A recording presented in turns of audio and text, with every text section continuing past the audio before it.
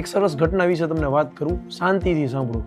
એક બહુ મોટા દરિયામાં બહુ જ મોટું શિપ અચાનક જ કોઈ પણ કારણ વગર બંધ થઈ ગયું। ટેકનિકલ ફોલ્ટના લીધે એ શિપના ઓનરે બાજુની કન્ટ્રીમાંથી કોઈ એન્જિનિયર બોલાવ્યું। એન્જિનિયરે 2-3 દિવસ ટ્રાય કરી પણ શિપ રેડી ના થયું। બીજા દિવસે એથી મોટા એન્જિનિયરને બોલાવ્યો। આ રીતે કન્ટિન્યુઅસ 5-7 એન્જિનિયરને બોલાવ્યા, પરંતુ શિપમાં શું ફોલ્ટ છે એ ખ્યાલ ના આવ્યો। નાના સ્મોલ કારીગરને શિપના રિપેરિંગ માટે બોલાવ્યો।